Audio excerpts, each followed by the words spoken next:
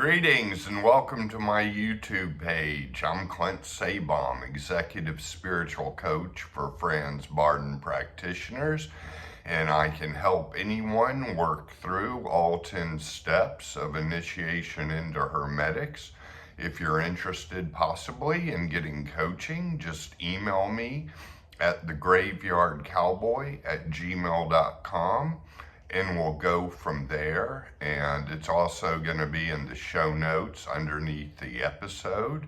And I also want to let everybody know I have a digital class out now that's also in the show notes. The link is beneath the episode, and it's on mainly emotional release.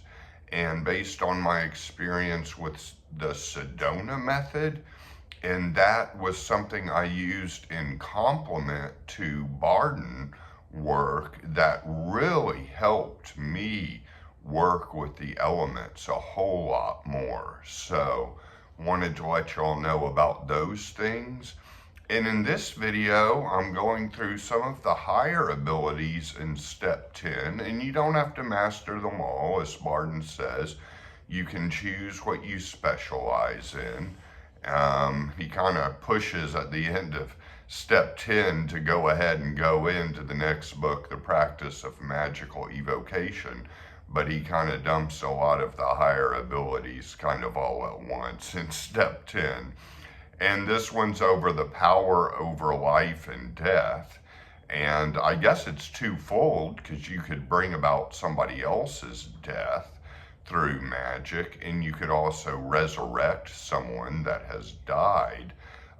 The first one he doesn't really get into that much, and I think that's great, because I'm not really sure that the vast majority of people would ever face a situation where they needed to go into magical warfare with someone and basically bring about their own death. Now, if you look at a lot of forums on esoteric and occult stuff, people will talk about spiritual attack and spiritual warfare and magical attack all the time, but mostly I think it's caused by karma, and I think it's psychological and kind of soul body, astral body disturbances with another person. I don't think conscious magical warfare is very common.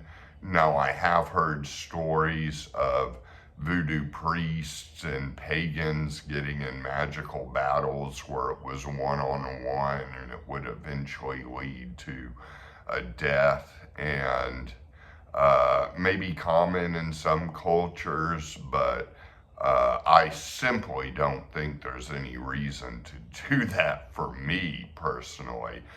I did kind of get into a magical battle with someone once, and I just backed out of it and protected myself with prayer. I did not engage. I was in no mood to basically take somebody on. And I mean, it's just way too dark. So Bardon doesn't get into the details, and I think that's fantastic. But if you've mastered all the elements and the electromagnetic fluid, both in yourself and the ability to see it and identify it in other people, then you're going to have these powers over life and death at some point in your development. Now, it could happen in the second book. It could happen after you've worked all 3 volumes of Bardon in the series, and it could never happen. And any of those is okay. It doesn't mean you're shortchanging yourself. But in order to raise the dead, Bardon says it has to be the will of Divine Providence in order for it to happen. And I think that's the key component that he mentions. There are ways to do it, but it can only happen if it's the will of Divine Providence. And the way is basically the same thing that all of Bardon work is an initiation into Hermetics. It's control of the elements and control of the electromagnetic fluid.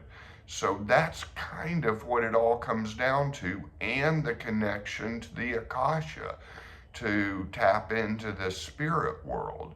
In those three components, the elements, the electromagnetic fluid, and the Akasha, are really basically the gist and the crux of Bardon work, and that's what needs to be mastered, and it can take a long time.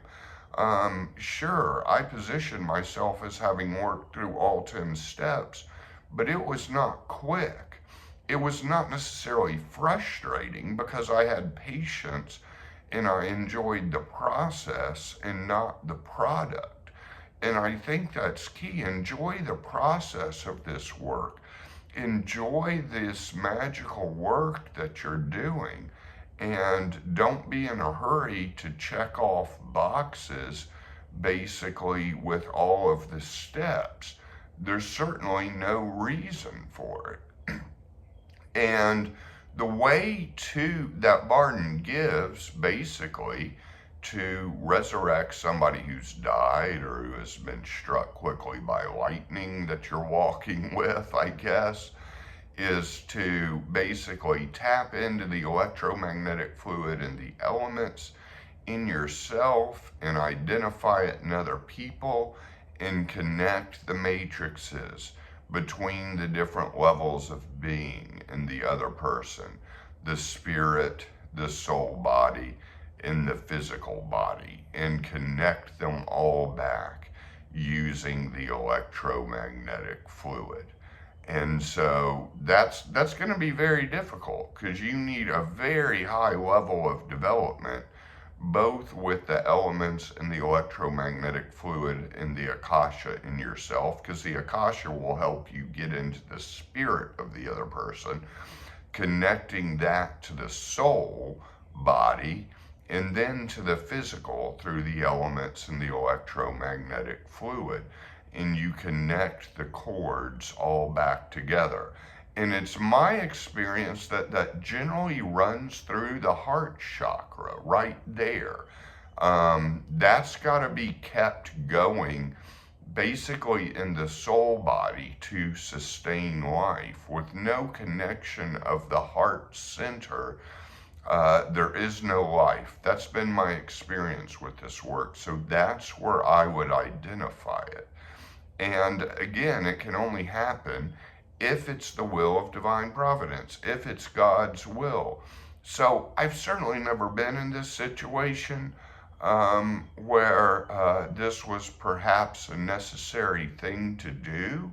But if I was, and if doing this work still has to be the will of Divine Providence, I would probably just pray. I would probably just pray to Divine Providence and do a very powerful prayer. And your prayer power can be built up with working with the Akasha. And I think that piece is very key with Bardon, building, because a lot of people get into this magical work and they want to do it all themselves. They kind of want to seize the day and take control. But half of the battle is surrendering to Divine Providence. I would say the main two elements, fire and water, I would say the fire element is very much about individual willpower and individual strength. The water element is very much about surrender and acceptance, and even going into the spirit realm with Akasha and praying and surrendering one's will. So there's two sides. This is a system of paradox. And Bardon doesn't use the word paradox a lot, but he does say constantly everything is two-sided, And for me, a lot of these two-sided components are what they call paradox, and being able to hold them both is important. So there's the fire element on your right-hand side if you're right-handed. There's the water element on the left-hand side. And the water element is attracting, it's magnetic, it's darkness, and it's also surrender to divine providence. While the fire is kind of the willpower and intent and your own perseverance. So there's two sides, both surrendering the will and having willpower. So this is basically, that's the way I see this. So increasing prayer power can resurrect the dead. I mean, Jesus resurrected Lazarus, and, there's other stories. And, he would say, I and the Father are one, and thy will be done. And personally, I think he did it that way. He did it just by surrendering to the Father's will, and that was the way that the resurrection happened. It was done surrendering to the Father's will, because he was at one with the Father and at one with divine providence. So it's like all you have to do is ask, and it is done, and he had a lot of things that were miraculous healings, and it was just done. But I think a lot of that was going through divine providence. I don't think Jesus struggled with a complicated system of the elements and the electromagnetic fluid. Not that he hadn't mastered that, but that at a certain point, a connection to divine providence makes that the strongest go-to of all of these things in my experience. So these are the nuggets I leave with you today. Hope you can take some of them. And if you want some help with coaching, my prices are affordable, and you can basically email me at thegraveyardcowboy@gmail.com, or you can check out the digital class on the Sedona method. So many blessings to all of you. Thank you so much for watching, and I will see you on the next video.